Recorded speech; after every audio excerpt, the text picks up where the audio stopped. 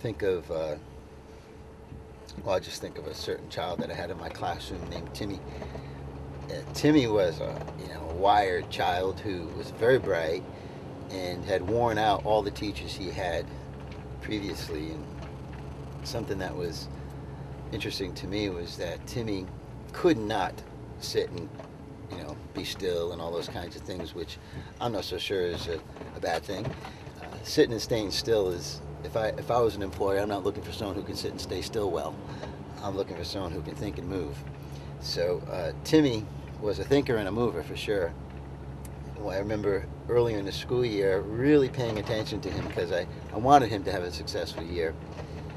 And I noticed that every time we came to the circle area, he would monkey around with these little, they had these levers on the wheels of the easel. I could move the easel around. And I liked for the levers to be up all the time, so when I needed to move it, I could move it. Okay. Well, I was noticing that someone was playing with those little buggers and locking them down. So then when I went to move it, I'd have to take time to unlock all four wheels. So I had a suspicion it was Timmy, so I began to sort of look at him out of the corner of my eye, and I noticed that it was him doing it. So I pulled him over to the side after the gathering that we had and said, Timmy, I said, one of the things that's real important to our learning is that I'm able to move this easel whenever I need to. I'm wondering if you think you could be responsible for making sure those levers are always up. Oh, sure, Mr. D, I could do that. Think you can handle that job? Yeah. Okay, all right, well, we'll check out. Next time we go, you give me a thumbs up. You make sure to check all those all those levers, make sure they're up. So we did. So I think, some teachers, maybe a less experienced teacher or someone that maybe didn't understand high-spirited boys as well, may have become angry over this sort of thing. And I guess he was looking for a connection. Significance. Right? Significance. Kids want, I mean, the three basic needs that we talk about. You have Maslow's hierarchy of needs. On the bottom you got food, shelter, clothing, water, those basic needs. And then when you rise up from there, in order to self-actualize, which is supposed to happen much later on in life, but to do that, there are different steps that Maslow had outlined for us to think about. And we're quite sure that one of those steps includes the needs of significance, belonging, and fun. And if we're not helping children meet those needs, they're going to find ways to meet them. And it was probably one of Timmy's ways of having a little fun. He was a bright kid.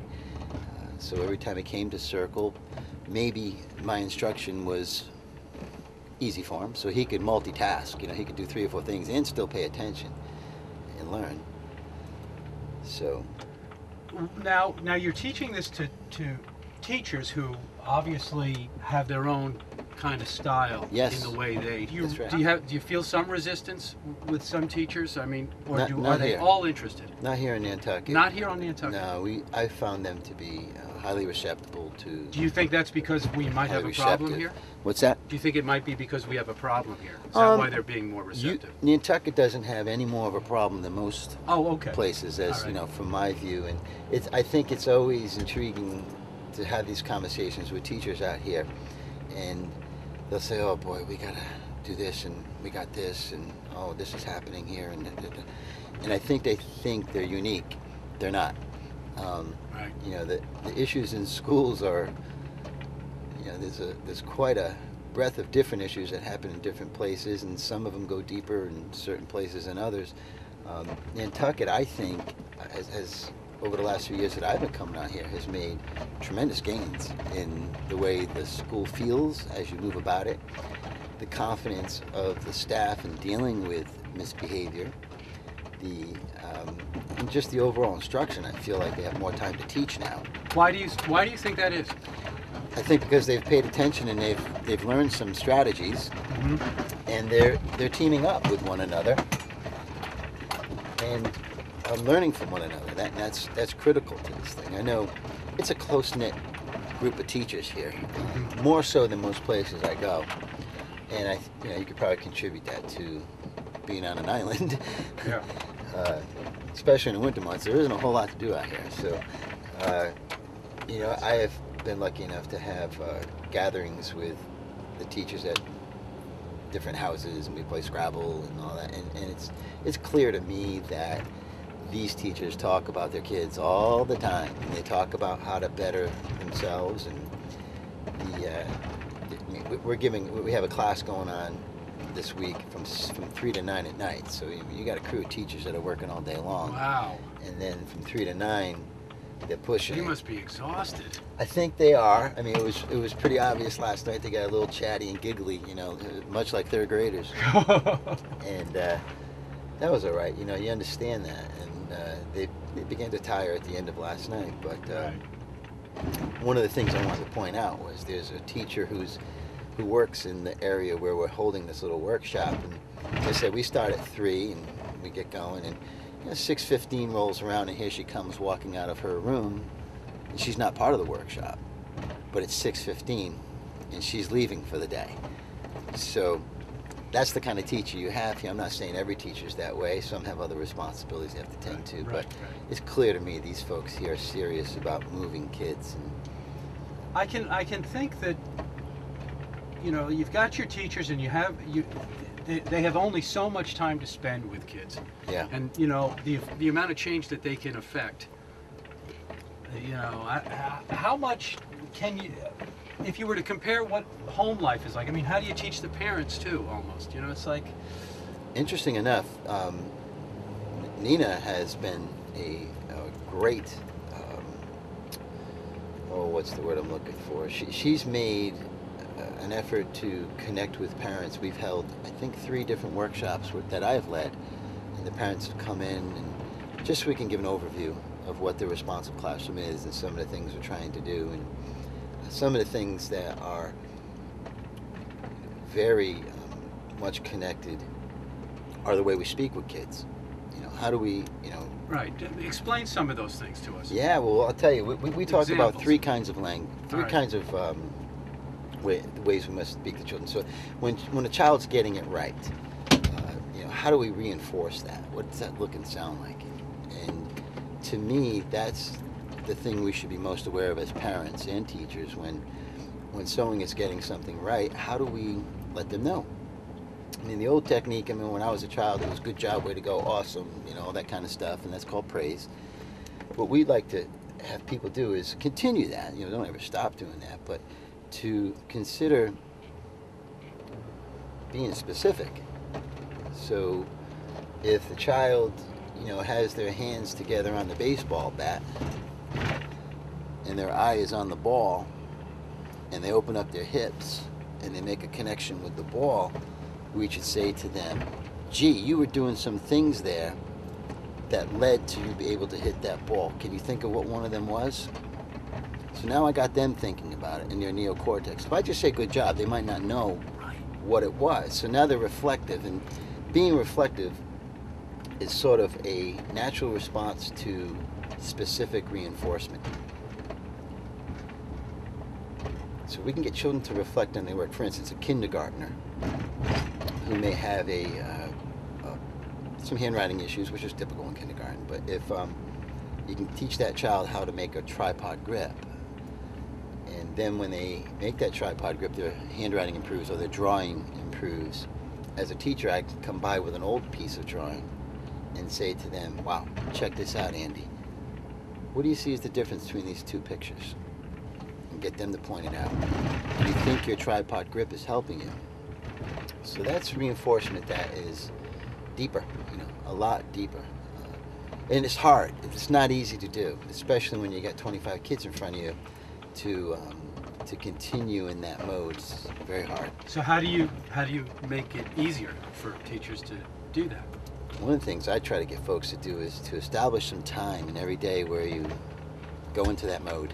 So I have to be able to see you before I can reinforce you. I have to be able to hear you. So how do I step back and watch the group, take some notes, observe? Is that what you do? You're actually in the classroom? Oh yeah, but here during the day? Yes. Oh, I got you. Okay, good. What we've done this week is I'm teaching at night these courses, and then during the daytime I'm coaching teachers. So I'm trying to get them to better use some of the strategies they're learning in the coursework that we're doing. And I do some demonstrations where I take over the classes, and really the type of language I'd love I mean, if anybody's watching this, reinforce your kids when they get something right. That's probably the best thing you can do. And the teachers have literature on it, and I'm sure they'd be more than happy to share it with you. And yeah, reinforcing language. So that's a big part of it. Wow. Huge. It sounds like you got a really rewarding job. I love my job. You must love it. I do. mean, I can tell you that it's so important what you're doing. Mm-hmm. I mean, I think everyone's looking for something that can benefit their children, Mm-hmm. in that way, and to get them to learn more and behave better, obviously. Mm-hmm. And so, do you think by being a coach, when you first were a coach, Mm-hmm. what kind of coaching style did you have? Well, it's funny. I was also a Marine. Oh. So, an athlete growing up, I was a Marine. So you can imagine. Unbelievable! You're kidding me. You can imagine the type of approach I was used to. Yeah. So when I first became a high school football coach, I was basically a drill instructor. I didn't know any other technique, So I was very hard on kids, and then the course sort of swayed, and I ended up becoming an elementary school teacher, and was trained in this approach to teaching.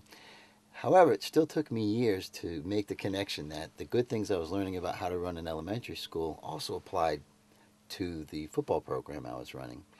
And when we made that shift, I was fortunate. I had two guys on my staff that also worked at the elementary school where I worked, had received the same training I had. And when we began to apply the principles of what we were learning as working with younger kids to work with those adolescents, it shifted the whole thing. And the attention to better management, better community, and better instruction, by a little triangle like that. By really focusing on that as a staff, we created a community of kids that were willing to work their butts off. They trained and they lifted weights all year long. We ended up playing in 3 state championships in a row, and we won one of them. Those kids are still all very close. We focused on the positive. So you changed your style? Changed my As a style. coach? Had to. Oh, definitely had to. Was there an epiphany that happened? How did all this? Losing. But Yeah. and then you started to look for a different way Sure, to yeah. approach these kids and connect with them. Yes. Yeah. Trying to establish relationships with kids. And so that's really interesting because you came from the other side. So Yeah. you completely understand where people are coming from if they're Absolutely. in that. I have yet to meet. Well, that's not true. I've met some folks, but very few folks have to move as far as I had to move. That's why I have a lot of hope for teachers, knowing that I shifted with the coaching that I received from the people from the foundation. That if folks are willing, they can shift. I know it because I've done it myself, and I've seen many other people do it. We're quite clear that there are certain kind of shifts that are harder than others. We think if you are a stickler kind of guy, like a hard kind of stickler guy, for you to shift. As a parent, you mean? As a parent or a teacher or a coach, all right. it's easier for you to come to our way of teaching than if you're one of these sort of laissez-faire, permissive discipline kind of guys. They often have a hard time coming because we're not wishy-washy. So, Do you have kids? 2 daughters. Sean Ray is Wow. 12 and Hunter Marie is 10. Terrific. Beautiful, smart, Great. gymnast. Yeah. Oh, that is awesome. Yeah. Well, it was really interesting. My pleasure. I enjoyed the ride, man. Absolutely. Thanks for the tour All of the the best island. to you. You too. Okay. Yeah, we'll see you again, man. I hope so. All right.